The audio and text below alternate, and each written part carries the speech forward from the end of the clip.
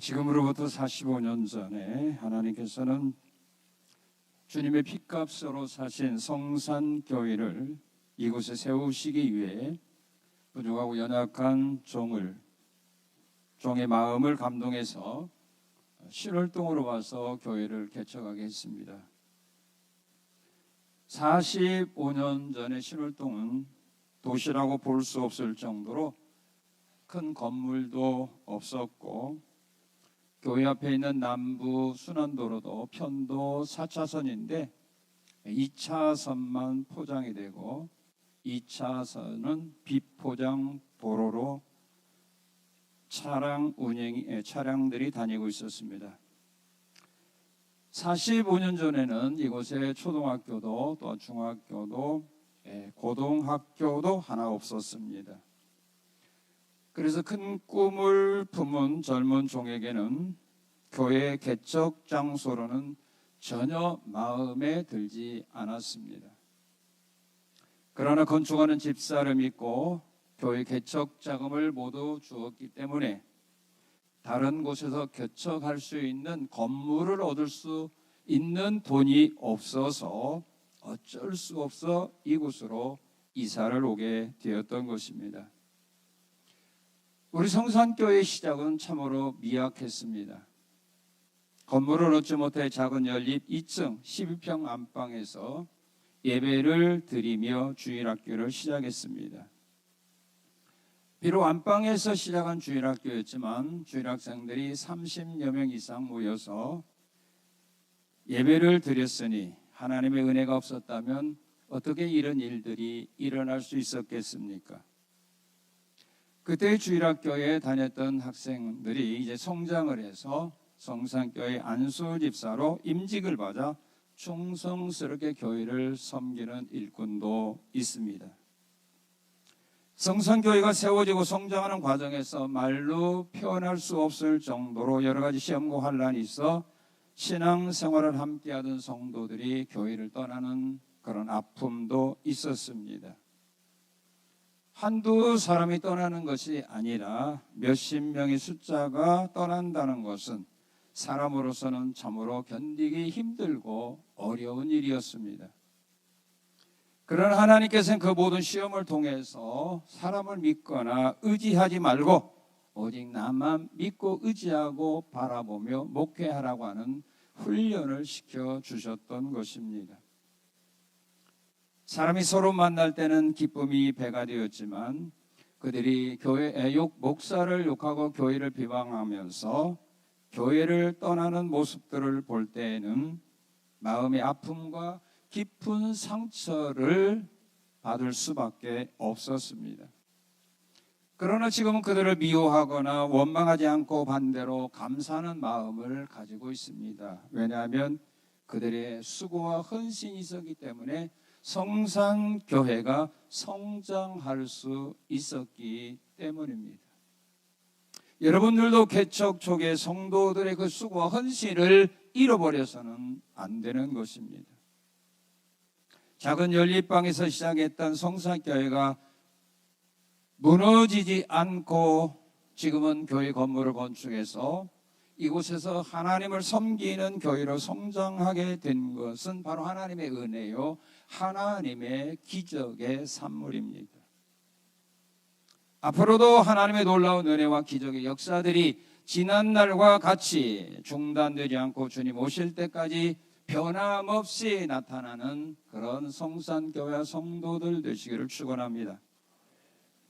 하나님이 오늘 우리에게 주신 본문 말씀은 사람과 과부의 가정에 하나님이 기적을 일으켜서 먹을 것이 없어 굶어 죽게 된 과부와 그 아들을 하나님께서 살려주셨다는 말씀의 내용입니다.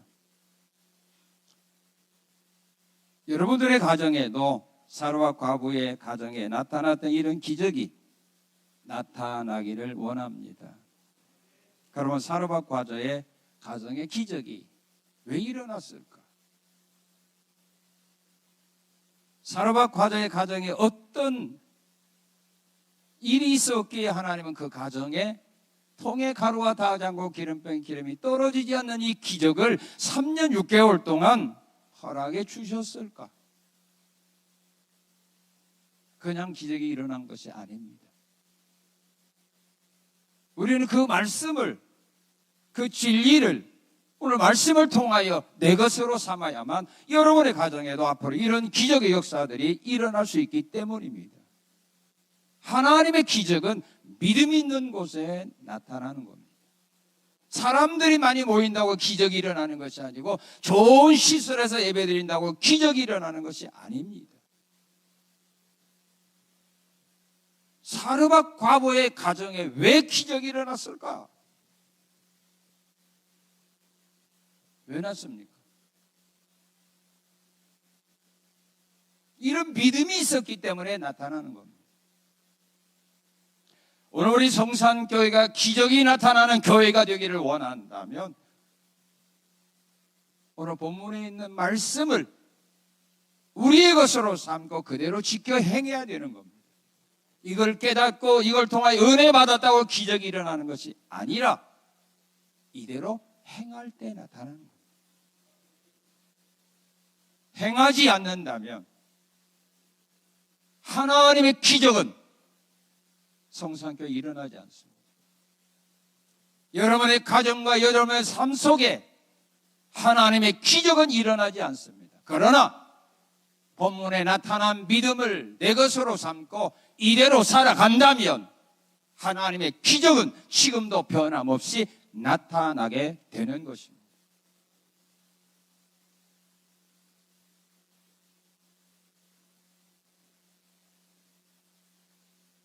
기적이 나타나는 교회가 되려면, 기적이 나타나는 가정이 되려면 어떻게 해야 될까요? 왜 하나님은 사르밧 과부의 가정에 왜 기적을 일으켰을까요? 바로 이것이 있었기 때문에. 문제를 안고 죽음을 기다렸던 사르밧 가정이 하나님의 기적으로 죽지 않고 살아날 수 있었던 그 비결이 뭐냐면 그 가정에 뭐가 있었어요? 하나님의 말씀이 선포되었다는 겁니다. 엘리야 선지자가 그 가정에 가서 하나님의 말씀을 그 가정에 선포한 겁니다. 말씀이 있는 곳에 기적이 일어납니다.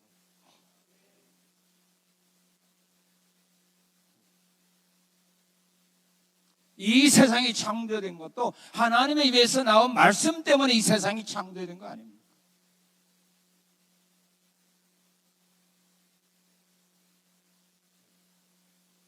사르밧 과부의 가정에 엘리야 선지자가 가서 하나님의 말씀을 선포하지 않았다면 그 가정에 하나님의 기적은 없습니다. 그런데 엘리야 선지자가 가서 말씀을 선포했다. 우리 성산교회가 앞으로도 하나님의 기적이 나타나는 교회가 되려면 주의 말씀이 바르게 선포하는 교회가 되어져야 합니다. 믿습니까? 하나님의 말씀이 바르게 선포되어야 된다. 그러면 하나님의 말씀이 바르게 선포되려면 어떻게 해야 되느냐? 누구에게 책임이 있습니까? 성도입니까? 말씀을 선포하는 사람입니까? 학생입니까? 교사입니까? 구역식구입니까? 구역장입니까? 말씀을 선포하는 사람. 목사, 구역장, 교사, 가정에서는 부모, 이들이 하나님의 말씀을 바르게 선포해야 합니다. 하나님의 말씀을 바르게 선포하려면 어떻게 해야 되죠? 말씀을 바로 들어야 합니다. 하나님이 나에게 주신 말씀을 바로 들어야 바르게 선포할 거 아닙니까? 내가 바로 듣지 못하는데 어떻게 바르게 선포합니까? 내가 바로 알지 못하는데 내가 어떻게 바르게 가르칩니까? 엘리야가 왜 사르밧으로 갔습니까? 하나님이 명령합니다. 너는 9절에 보면 너는 일어나 시돈에 속한 사르밧으로 가서 거기 머물라. 내가 그곳 과부에게 명령하여 내게 음식을 주게 하였느니라. 할 것이 아니라 하였느니라. 부잣집이 아닙니다. 한 과부입니다. 그래서 엘리야는 사르밧으로 가서 부잣집 찾은 거 아닙니다. 과부를 찾는 겁니다. 왜? 하나님이 과부를 통하여 너를 먹이게 하겠다라고 말했어요. 17장 3절에 보면 엘리야 선지자가 어디로 갑니까? 그리시네가로 갑니다. 왜 그리시네가로 가죠? 하나님이 그리시네가에 가서 그 물을 마시라 했기 때문입니다. 이스라엘 나라의 시내가가 하나밖에 없습니까? 얼마나 많겠습니까? 그런데 왜 그리시네가 합니까? 하나님이 그리시네가로 가서 물을 마시라. 18장 1절에 보게 되면 사르밧 과부 집에 숨어 살던 엘리야에게 하나님 말씀합니다. 너 이제 가서 아합을 만나라 그랬습니다. 아합이 누굽니까? 자기를 죽이려고 찾았던 왕입니다. 그런데 하나님 아합을 만나라. 그래서 아합 만나러 갑니다. 바로 들으려면 바로 들어야 바르게 선포합니다.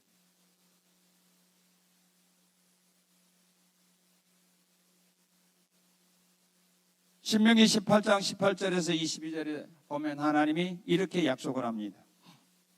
내가 한 선지자를 세워서 내 말을 그 입에 두리니 내가 그에게 명령한 것을 그가 무리에게 다 말하리라. 내가 전하라고 명령하지 아니한 말을 제 마음대로 전하는 선지자는 죽임을 당하리라 그랬어요.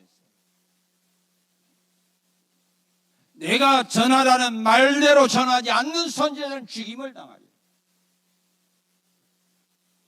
에스겔 13장 1장 4절에서는 본 것이 없이 자기 심령을 따라서 애언하는 사람들 화가 있을 거다. 에스겔 14장 9절 10절을 보게 되면 본 것이 없이 자기 심령을 따라 에스겔 14장 9절 10절에 만일 선지자가 유혹을 받고 말을 하면 내가 그 선지자를 유혹을 받게 하였거니와 내가 그를 멸할 것이고 선지자의 죄악과 그에게 묻는 사람의 죄악이 같을 거라고. 이단들에게 따라가서 이단들에게 묻는 사람은 우리에게 말씀을 잘못 가르친 그 이단이나 그에게 가서 배웠던 그 사람이나 똑같이 벌 받는다 이거예요. 그래서 우리 예수님 말씀하지 않았습니까? 소경이 소경을 인다면 둘이야 구덩텅이 빠진다. 말세에는 하나님의 말씀으로 바르게 지도하고 인도하고 책망할 수 있는 사람 만나야 여러분들이 영원히 사는 겁니다. 여기 보면 하나님이 선지자에게 유혹을 받게 한다고 말했어요.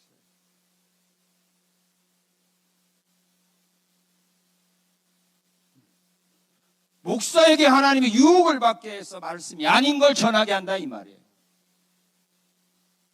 그러면 여러분들은 눈이 떠져야 돼요.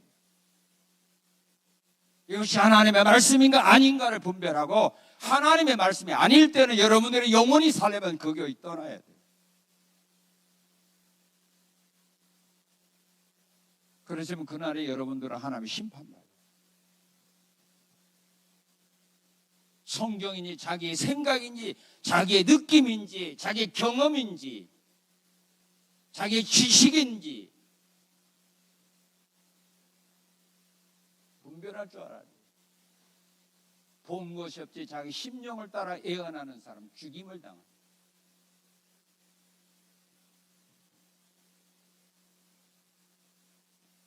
그래서 교사들, 설교자는 하나님의 말씀을 바로 전해야 돼요. 그 사람이 듣든지 아니든지 그건 우리 책임 아니에요. 은혜 받든지 안 받든지 우리 책임 아니에요.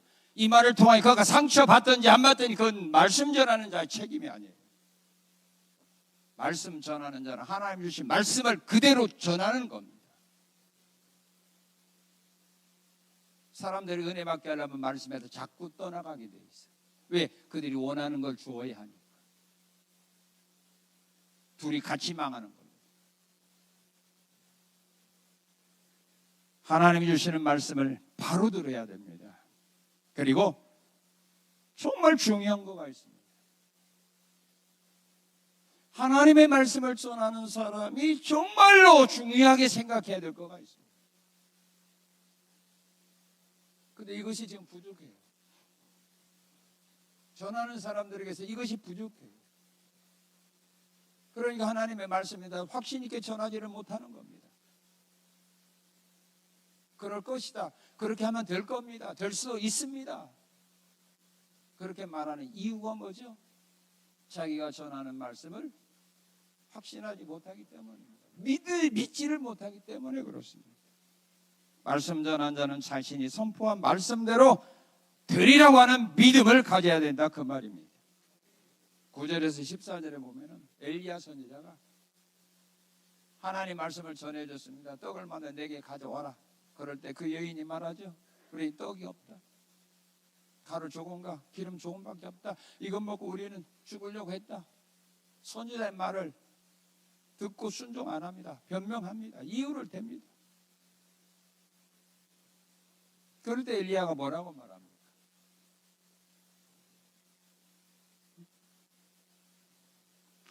13절에 엘리야가 그에게 이르되 두려워하지 말고 가서 내 말대로 하려니와 먼저 그것으로 나를 위하여 작은 떡 하나를 만들어 내게로 가져오고 그 후에 너와 내 아들을 위하여 만들라. 두려워하지 말고 먼저 나를 위하여 떡 하나 만들어 가지고 오고 나머지 또 너와 네 자녀가 만들어 먹어라. 이거 뭡니까? 엘리야 선지자는 자기가 선포한 말씀대로 되리라고 하는 확신을 갖고 있다, 이 말이에요. 말씀 듣고도 순종하지 아니할 때 엘리야는 자기가 선포한 말씀대로 되리라는 믿음을 가졌다, 그 말이에요. 이거 없이 말씀 전하는 건 다 죽은 말이에요. 생명이 없는 말씀이라 그 말이에요. 그 사람에게 지식을 줄 수는 있을지 몰라도 깨달음을 줄 수 있을지 몰라도 그 영혼을 살릴 수는 없다, 그 말입니다. 전하는 사람이 확신이 없는데 어떻게 듣는 사람이 확신을 가집니까?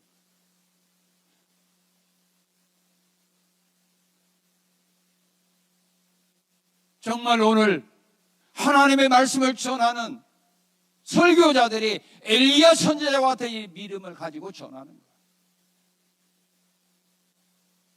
교사들이 이런 말씀을 가지고 전하는가? 전도자들이 이런 확신을 가지고 전하는가?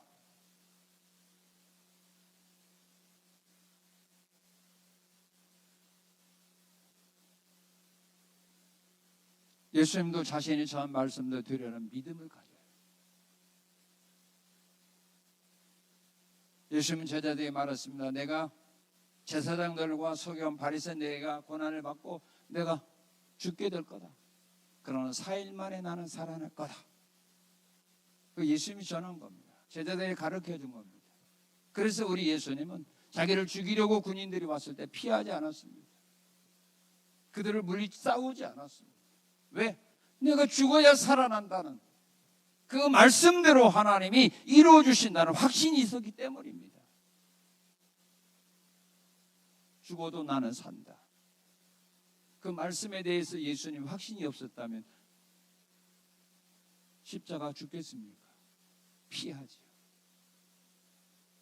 아브라함은 이삭이 번제할 나무도 있고 불도 있는데 왜 양은 없습니까? 할 때 그거 하나님이 준비했어. 여호와 이래. 그 말씀을 확실히 믿었기 때문에 자기 아들을 죽이기 위해 과감하게 칼을 내리 꽂으려고 한 거예요.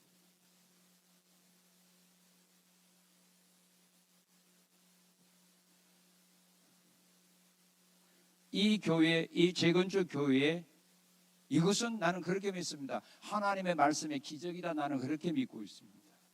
여호와 일의 하나님을 믿었던 그 말씀에 대한 기적이 오늘 이 교회를 새롭게 건축하게 된 겁니다. 교회가 18년 돼가지고 여기에서 막 비가 떨어집니다. 또 나이들은 많이 가니까 엘리베이터도 필요해서 리모델링을 계획을 했습니다. 그때 리모델링 외관과 내부를 견적을 내본 계약 12억이었습니다. 그러나 그때 우리가 가지고 있는 현사는 5억밖에 없습니다. 7억은 우리가 융자를 받을 그런 계산해서 리모델링을 시작을 하는데 한 달 정도 하니까 너무나도 건물이 호술해서 이대로 하면 무너질 것 같다는 그런 두려움이 있어서 건축하는 그 시공하는 장로님에게 물어봤습니다. 만약 장로님이 시공자라고 하지 말고 이 우리 교회 장로라고 생각을 해서 한번 솔직하게 대답을 해달라고 내가 물어봤습니다.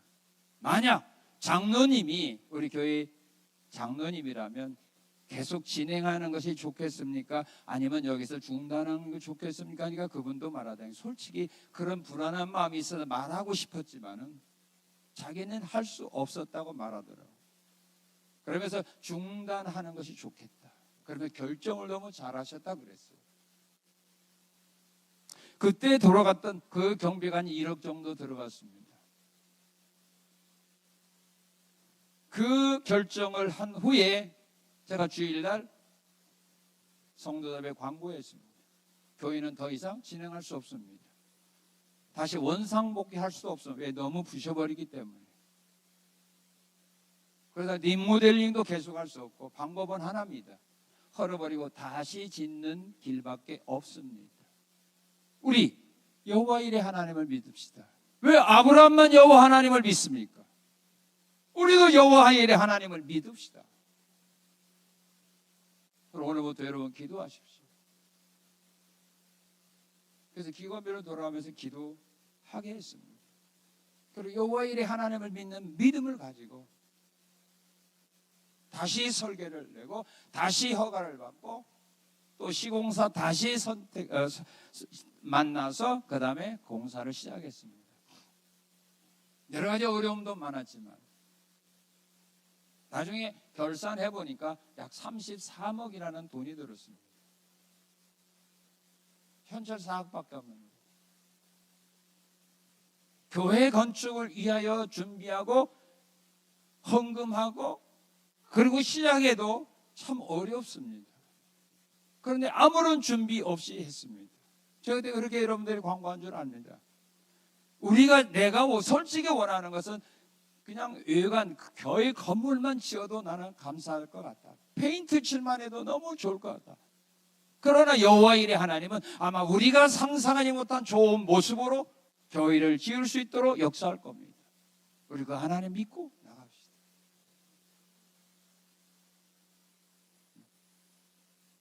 만약 나에게 그런 말씀에 대한 확신이 없었다면 내가 흔들렸을 겁니다. 사람들 만나면 어떻게 해야 됩니까? 이 돈을 어떻게 감당합니까? 걱정했을 겁니다. 그러나 여호와 일이 하나님을 믿었기에 나는 한 번도 재직해 열어본 일이 없습니다. 건축 헌금 작정한 일이 없습니다. 왜? 하나님을 믿었기에. 그랬더니 하나님이 이렇게 교회를 완성하도록 역사하신 겁니다.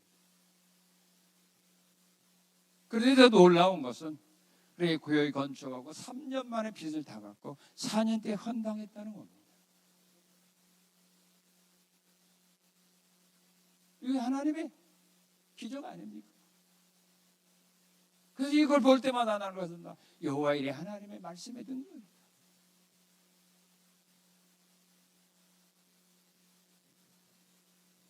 하나님의 말씀을 전하는 자가 그 말씀에 대한 확신을 가져야 된다.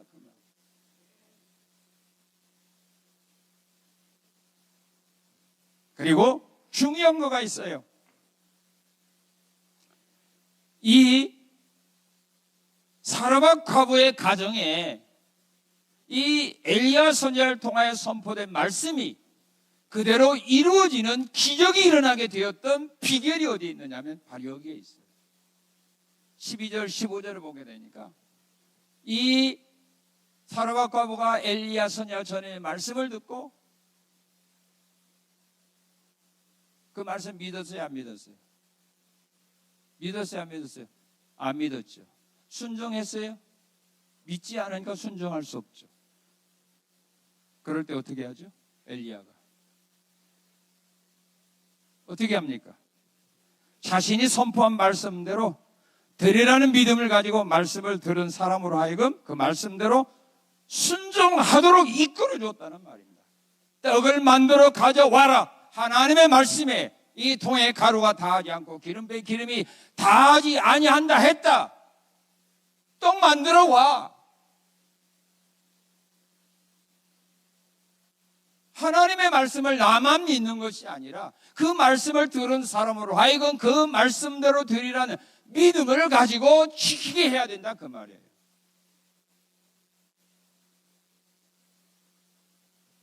그러나 오늘 한국교회의 약점이 뭐냐면 가르쳐주기만 하지 지키기는 안 한다 이 말이에요. 그러니까 많은 성도들이 은혜는 엄청나게 많이 받고 하나님의 말씀을 너무너무 잘 아는데도 그 말씀이 그의 사람의 삶 속에서 역사는 없다 이거예요. 누구 책임? 목사 책임이다. 구역장, 교사 책임이라 이거예요. 가르쳤으면 예수님도 마지막 부탁이 뭡니까? 내가 너에게 분부한 모든 걸 뭐래요? 가르쳐서 은혜 받게 하라 아니에요. 뭐예요? 가르쳐서 뭐하라? 지키게 하라 그랬어요. 그리하면 내가 세상 끝날까지 너희와 항상 함께하라. 그리할 때 함께하는 겁니다. 지킬 자와 하나님은 함께하는 겁니다.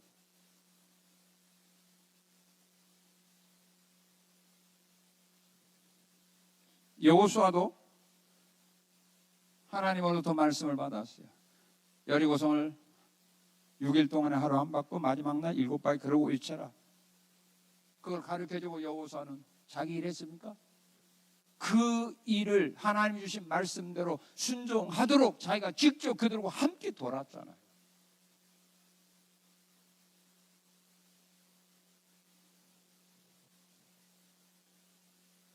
열왕기하 4장 42, 44절에 보아도 흉년 때 어떤 사람이 엘리사 선지자에게 보리떡 20개와 채소 한 두 자루 가져왔어요. 선지자 먹어야 될 사람은 100명이에요. 그런데 보리떡 20개밖에 안 돼요. 그런데 엘리사 선지자가 자기 사환에게 시킵니다. 이거 갖다 나눠주라. 그러니까 이 선지자 생도가 하는 말이, 제자가 하는 말이, 아이고 20개를 어떻게 100명을 먹여요? 맞죠? 틀려요, 맞아요? 틀려요, 맞아요? 맞잖아. 어떻게 20개로 100명 먹여요? 그럴 때 엘리야 선지자가 뭐라고 말합니까? 하나님의 말씀에 이 무리가 먹고 남으리라 말했다. 가서 나눠줘. 그러니 갖다 나눠줬어.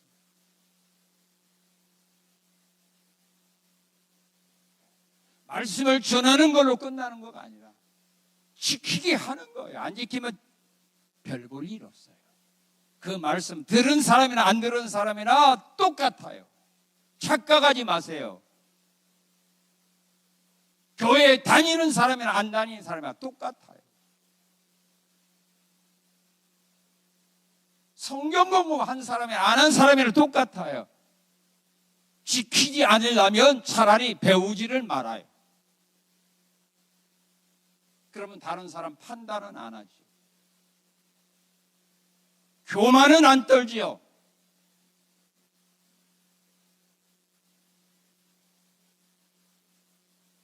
말씀 전하는 자의 책임이 그거예요. 바로 듣고 내가 선포한 말씀에 대하여 그대로 되라는 믿음의 확신을 본인이 가지고, 그리고 말씀 들은 사람으로 하여금 그대로 되라는 믿음을 가지고 말씀대로 순종하도록 이끌어주는 것. 그럴 때 기적이 일어나요.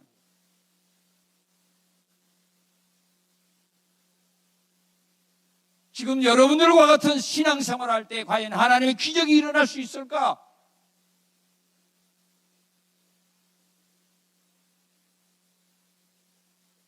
그걸 체크해야 돼, 빨리. 그리고 기적이 일어나려면 이게 말씀 전하는 자의 책임이고, 두 번째는 이 사르밧 과부의 믿음이에요. 말씀 들은 자 순종하려면, 내가 들은 말씀대로 순종을 하려면 어떻게 해야 되느냐? 이 사르밧 과부와 같이만 하면 순종할 수 있어요. 그런데 여러분들은 이 사르밧 과부 같은 마음의 자세가 없어요. 그리고 하나님의 말씀을 들으니까 순종을 안 하는 거예요. 야, 은혜는 받고 깨달음은 있는데 행동은 안 하는 거예요. 왜? 사르밧 과부 같이 안 하니까.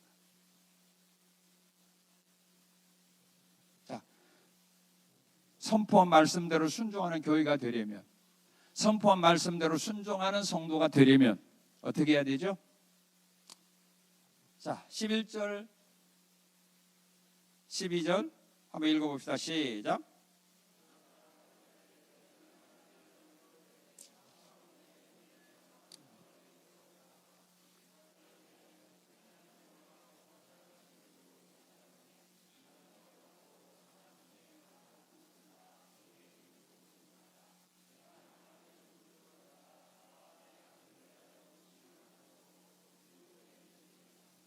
예, 하나님의 말씀 듣고 이 사라와 과부가 즉시 순종 못했던 이유가 있죠. 그 이유가 뭐예요? 자기는 떡 한 조각을, 마지막 떡 한 조각을 어떻게 처리할 건가에 이미 자기의 생각과 계획이 서 있어요. 마지막으로 떡 하나 먹고 우리는 죽을 날을 기다리겠다. 그런데 그 떡을 달라고 하니까 곤란하잖아요.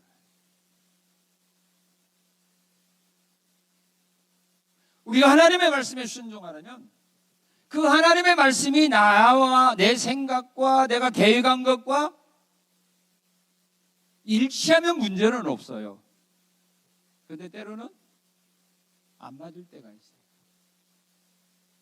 그러면 여러분들 뭘 버립니까? 여러분의 생각과 계획을 버립니까? 하나님의 말씀을 버립니까? 계획을 버립니까? 말씀 버립니까? 시간 빨리 가서 이제 3분의 1도 안 했는데 큰일 나요. 오늘 자 빨리 뭘 해봐요? 말씀 버리죠. 그러니까 순종을 못해요.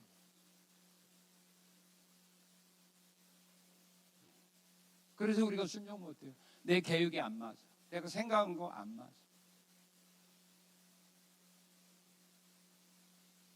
나만도 마찬가지 아니에요? 나병 환자가 선지자 찾아가 이미 자기 생각이 있었어요. 그대로 안 맞으니까 화내고 돌아서는 거예요. 선지자가 나를 만나서 뭐 자기 손에 뭐 얹어주고 이렇게 해서 치료해 줄 줄 알았는데 요단강에 가서 목욕하라니까 몸을 씻으라니까 자기 생각 안 맞았잖아요. 그러니까 화내서 돌아서는 거예요. 그리고 자기 생각을 버렸을 때 순종하게 되는 거예요.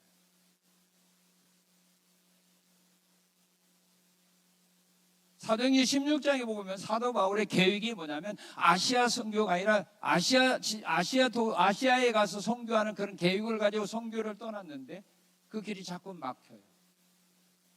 그런데 하나님은 마게도냐 지방이에요. 그럴 때 바울은 자기 생각 계획을 포기하고 하나님의 뜻에 순종하는 거예요.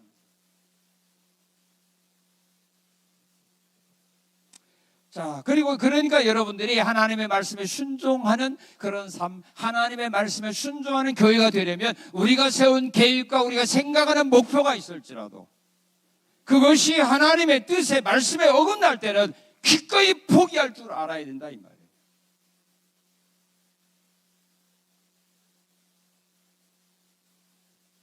근데 이번만 하고 끝나는 거예요. 그리고 말씀에 순종하려면 말씀 앞에 자신의 지식과 경험을 버려야 됩니다. 자, 우리 13절 한번 읽어봅시다. 13절 시작.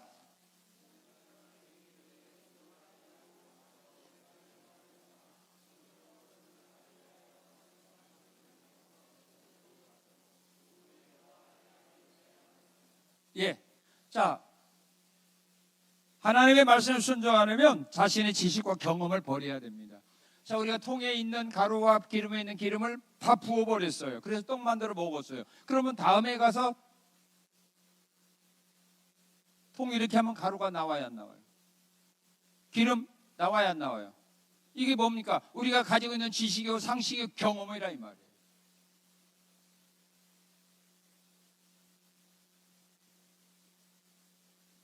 그걸 버렸잖아요. 사라와 과부.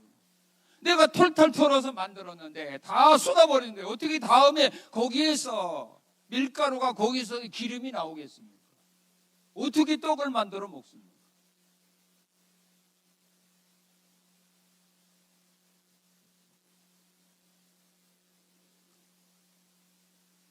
애굽의 최고 학문을 배웠던 모세에게 하나님이 그렇게 말씀합니다. 반석을 치라. 뭘로 치라겠어요? 나무 지팡이로 치라. 반석을 치면은 바위가 깨지겠어요? 지팡이가 부러지겠어요?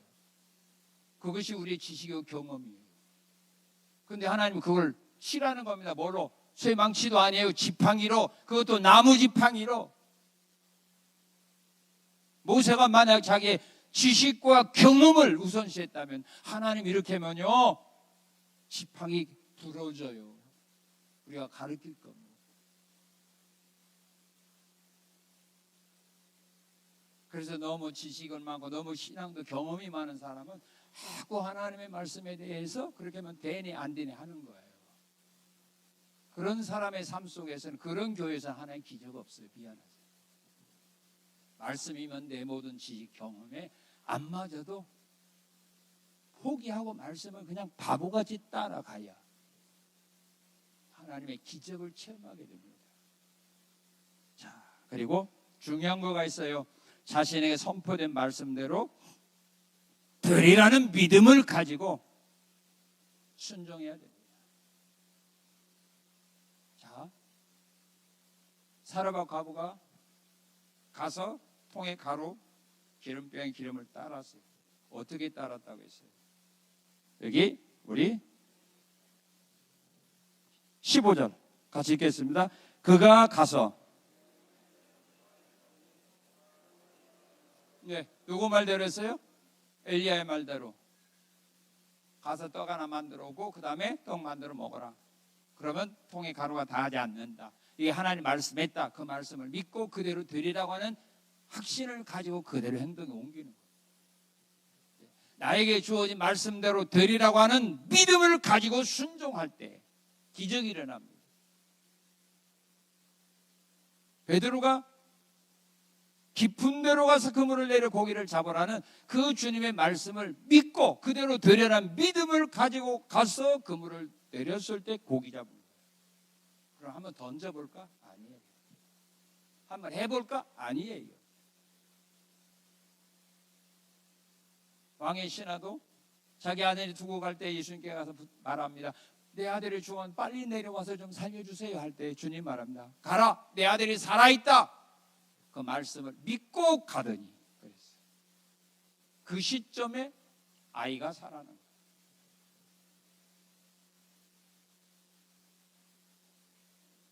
똑같이 말씀을 따라가고 똑같이 말씀대로 살아가는데 왜 어떤 사람은 기적이 일어나는데 왜 어떤 사람은 없을까? 차이가 바로 그거예요. 그대로 되리라고 하는 믿음을 가지고 순종하는 자의 삶 속에서는 기적이 일어나는데 믿음 없이 하는 자에게는 기적이 없어요. 자, 그리고 기적이 나타나는 교회가 되려면 어떻게 해야 될까? 자, 이 가정에 기적이 또 일어났어요. 죽은 아들이 살아났거든요.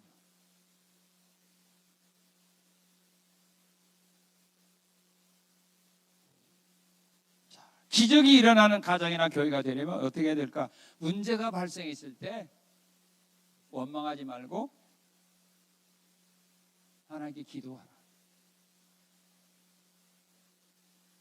이 가정에 문제가 생겼어요. 잘 나가는데 아들이 죽었어요. 아들이 죽었어. 그런데 이 문제 해결의 기적은 뭐냐면 기도로서 죽은 아들이 살아나는 그런 역사가 일어납니다. 그런데요, 아들이 죽었을 때, 문제가 일어났을 때, 여러분 딱 문제가 일어나면 처음에 입에서 뭐가 나와요? 원망이 나와요? 감사가 나와요? 시간만 가요. 자, 원망 나와요? 감사 나와요? 그러죠? 그러면 기적이 일어나요? 안 일어나요? 안 일어나요. 이 집도 마찬가지. 아들이 죽었을 때 원망할 때 기적이 일어나지 않았어요. 자, 17절 18절에 보게 되면 그 유리의 아들이 죽었을 때 그 여인이 뭐라고 말해요? 내 죄를 생각나게 하고 또 내 아들을 죽게 하려고 내게 오셨나이까 그랬어요. 원망하고 있습니다. 아들이 죽자. 그리고 또 19절 20절에 보면 선지자도 역시 마찬가지입니다. 20절에 보게 되면 여호와여 주께서 또 내가 우고하는 집 과부에게 재앙을 내리사 그 아들이 죽게 하셨나이까. 왜 내가 집에 거하는 이 집에 왜 아들을 재앙을 내려 죽게 합니까? 아니 엄마는 왜 내 집에 와서 왜 내 아들을 죽게 합니까? 원망했잖아요. 기적이 일어났어요? 일어나지 않았어요. 문제를 가지고 원망하면 기적이 없어요.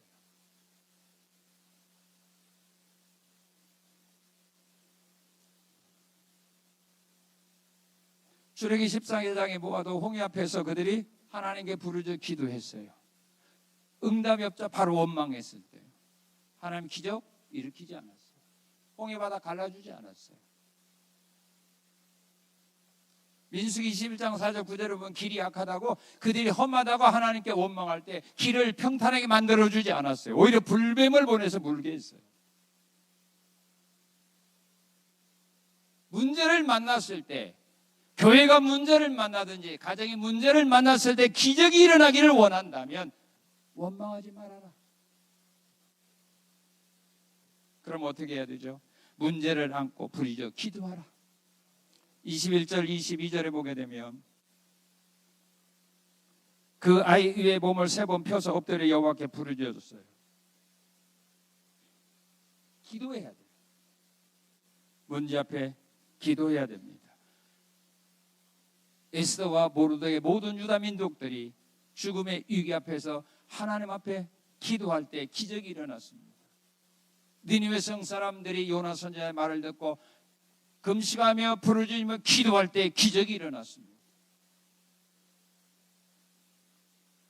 아까 이 두 번째 교회는요, 말씀의 능력 가운데 이루어진 거고, 첫 번째 교회 건축할 때는 기도의 기적을 통해서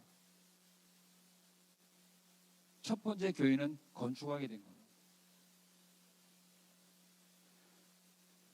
제가 처음에 교회 개척을 어디에서 할까 하면서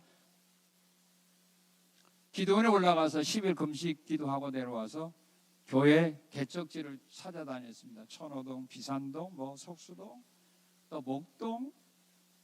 근데 돈이 없어서 솔직히 갈 곳이 없어가지고 일이 밀려온 겁니다. 그래서 개척을 하다가 한 8년 만에 아마 우리가 땅을 이 교회에 매입을 할 때 그때 1억 8천인가 그렇게 매입을 하는데 약 1억이 빚이었습니다. 그리고 8천도 우리 현찰을 준 거 아니라 빚을 얻어서 주고 1억을 융자받아서 잔금을 갚았습니다. 그때 교부생명에서 우리가 1억을 융자를 받았는데 그때 조건이 그거였어요. 우리가 만약에 건축한다면 사용 승낙서를 해달라. 그래서 해준다고 해서 융자를 받아왔는데 막상 딱 건축 허가를 받으러 오니까 못 해주겠다 그래요. 나쁘다고요? 난감했죠. 방법이 없어요. 그럴 때 저희 형님이 자기 땅을 담보로 해서 1억을 대신 갚았습니다. 그리고 건축을 준비를 하게 되는데 돈이 없죠. 근데 부흥 강사님이 오셔가지고 그걸 알고는 건축 작정 헌금을 했습니다. 그래서 작정 헌금을 하고 이제 해서 그 작정한 그 명단을 가지고 기도원에 가서 22일 금식 기도하면서 교회 건축을 위해서 또 작정한 사람들이 헌금을 할 수 있도록 복을 달라고 그렇게 기도를 하고 내려와서 그렇다고 해서 하나님이 그래 여기 다 돈 가지고 딱 주면 얼마나 좋습니까? 기도 하나 안 하나 똑같아요. 눈에 보이는 건 아무것도 없어요. 그러나 주님은 그렇게 말씀했죠. 너희가 믿고 구한 것은 받은 줄로 믿고 하라. 그러면 그대로 될 거다. 그때 금식 기도하다가 제가 이 눈이 좀 나빠졌어요. 그래서 그때부터 안경 썼어요. 네, 그건 줄 압니다. 이게 그 선물이니까. 그 뭐 돈이 없잖아요. 건축인도 와서 교회 건축 어떻게 할까요? 그랬더니 뭐 말을 안 하잖아요. 교인들이 헌금하자면 말을 안 해요. 근데 이제 속으로 내가 당신들과 나는 안 한다. 주님과 하겠다. 그래서 시작을 했어요. 돈이 없잖아요. 그래서 여기 병원 옆에 있던 그 건물에 그때 1,800만 원 전세였거든요. 그거 빼다가 1층 지하 공사만 했어요. 반내로만 띄고 교회가 갈 곳 없으니까 거기 와서 예배 드리면서 1층 공사합니다. 지금이야 뭐 준공이 떨어져야 교회 들어오지만 건물 안에 들어오지만 80년대 후반만 해도 뭐 그냥 막 교회 지탁 안에 들어가도 살아도 누가 말하지 않았어요. 그래서 1층 공사만 지하 공사만 하고 그다음에 1층 공사에 돈이 없잖아요. 그래서 우리가 살고 있던 집을 팔아서 그것도 충당을 했어요. 그리고 1층 여기다가 사택 들여서 우리는 거기 와서 그다음에 본당 그다음에 3층 올리는 그런 공사장 속에서 우리가 살았어요. 공사판 속에서. 그런데 감사하게도 그런 모든 가운데 많은 성도들이 노력을 했고 그다음에 토요일마다 와서 뭐 반대로 또 못도 빼고 주일날은 끝난 다음에 뭐 벽돌도 위로 올리는 그런 수고를 너무 많이 했습니다. 근데 뭐 돈이 없잖아요. 헌금은 안 나오죠. 이미 쓸 수 있는 거 다 써버렸잖아요. 그러면 마지막으로 빚낼 수밖에 없어요. 그래서 시골에 있는 형님이나 의정부의 형님들 또 이종 형님들 또 사존의 8촌까지 다니면서 돈 빌릴 수 있는 데는 다 돈 빌렸어요. 그런데 성도들은 단돈 10,000원도 빌려오지 않더라고요. 단돈 10,000원도 빌려오는 사람이 없었어요. 그 모든 것을 다 감당하면서 힘들고 어렵게 교회를 마무리한 겁니다. 일단 없는 가운데 일단 마무리는 됐잖아요. 그 어렵고 힘들 때 저희 형님이 뭐 2,000만 원, 뭐 또 3,000 필요할 때마다 4,000만 원 막 이렇게 갖다 주어서 그 위기들을 어렵게 극복해서 1차 교회를 지었던 겁니다. 그래서 1차 교회는 기도의 기적이다. 두 번째 이 교회는 말씀의 기적이다.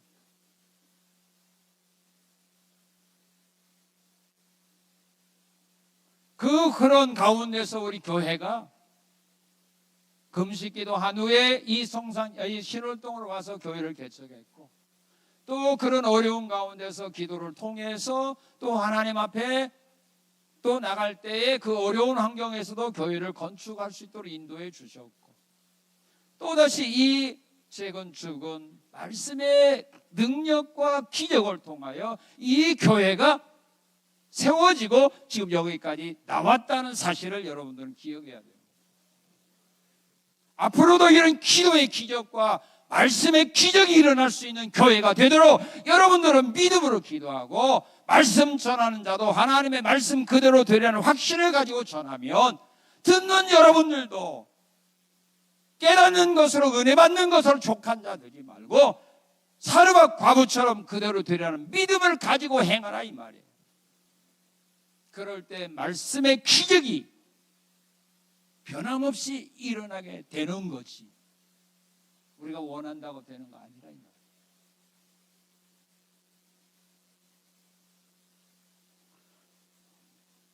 그리고 문제를 통해 기적이 나타나기 위하여 기도하십시오. 21절 22절에 보게 되면은 아예 영혼이 들어오게 하옵소서 살려달라는 기도를 할 때 하나님이 그 아이의 영혼이 그 육체 속에 들어와서 살아나게 하는 겁니다. 이 문제를 통하여 하나님 기적이 일어나게 하옵소서 그런 기도를 하는 겁니다. 자, 이와 같이 기적이 일어나는 교회가 될 때 받게 되는 복이 있는데 어떤 복인가?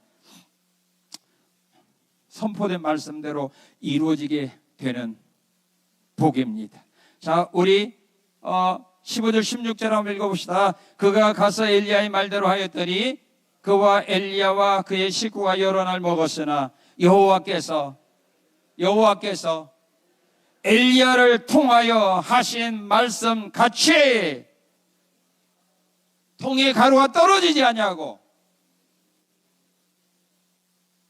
어떻게 됐어요? 엘리야 선지자가 선포한 말씀대로 이루어지는 복입니다.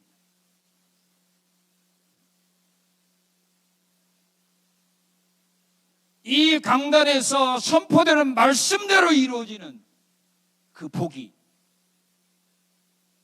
여러분의 것이 되어야 돼요. 수없이 많은 하나님 말씀 선포되면 뭡니까? 여러분과 관계없는 말씀들이라면 차라리 교회 나오지 말고 집에서 주무세요.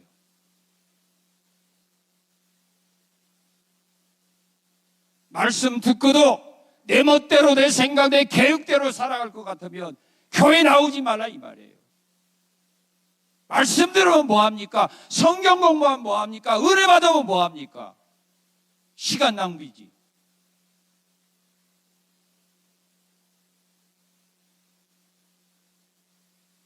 한 말씀대로 그대로 들으라는 믿음과 확신을 가지고 사로와 과부처럼 베드로처럼 일할 수 있는 사람 되어야 될 것 같아요. 그래야 그대로 됐더라. 엘리야를 통하여 주셨던 말씀대로 되었더라. 얼마나 멋있어요. 그리고 21절 22절에 보면 기도 응답 받았다네요. 아이 영혼이 돌아왔잖아요. 죽었던 자 살아났잖아요. 우리가 잃어버린 것들 하나님의 기적이 일어나면 말씀대로 순종하면 기도하면 잃어버린 모든 것들을 회복할 수 있다 이 말입니다.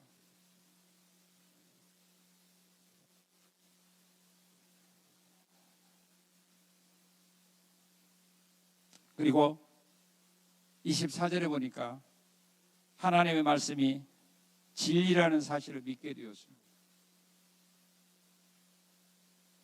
사로와 과부가 통에 가루 떨어지지 않는 것, 죽은 아들이 살아난 기적을 보고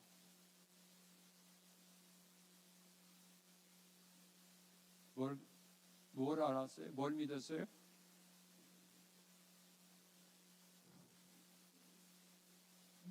(24절에) 보면 여인이 엘리야에게 이르되 내가 이제는 당신은 하나님의 사람이시여 당신의 입에 있는 여호와의 말씀이 진실한 줄 아노라.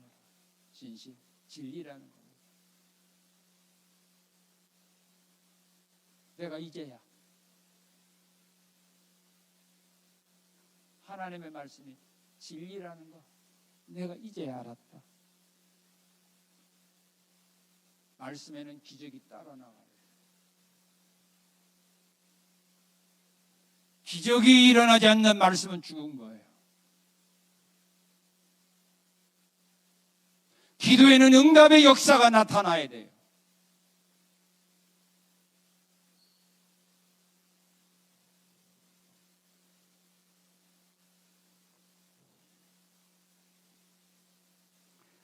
예수님이 승천한 후에 제자들이 나가서 말씀을 전할 때 주께서 함께 역사하사 그 따르는 표적으로 말씀을 확실히 증언했다 그랬어요. 예수님이 승천한 후에 제자들이 나가서 말씀을 전할 때 거기에 표적이 따랐어요. 말씀이 있는 그 표적이 따랐어요. 그걸로서 확신을 증언했어요. 신명기 18장 22절을 보게 되면 선지자가 말한 일에 대하여 증언도 없고 성취함이 없으면 하나님이 말씀하신 것이 아니라 그렇게 말했어요. 선지자가 말씀 전하는데 증언도 없고 성취함도 없으면 그건 하나님의 말씀한 것이 아니다.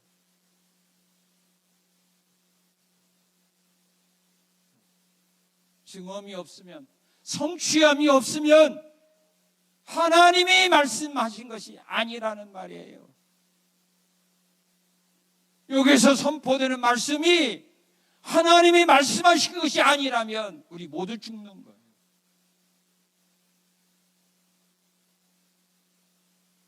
하나님의 말씀은 증언이 있고 성취함이 따르는 거예요. 그러기 위해서는 말씀을 전하는 자와 듣는 자들이 엘리야 선지자와 사르밧 과부와 같은 믿음을 가지고 전하고 듣고 행해야 된다 그 말입니다. 여러분들은 성산교회가 어떤 교회 되기를 원하십니까?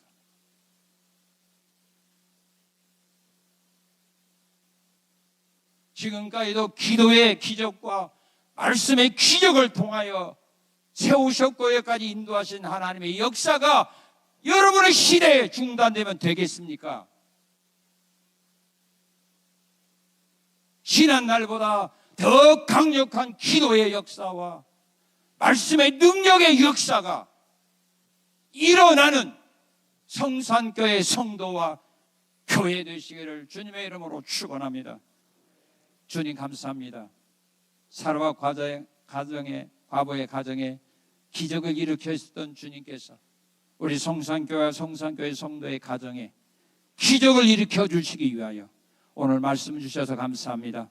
전하는 자, 듣는 자 모두가 말씀 그대로 되려는 믿음을, 확신을 가지고 전하고 듣고 행함으로써 말씀이 약속한 모든 그 기적과 그 역사와 그 복들이 다 우리의 삶 속에서 임하게 하시고 그 은혜와 복을 누리며 살아가는 성산의 성도들과 교회 되게 하심을 감사드리며 예수님 이름으로 기도하옵나이다. 아멘.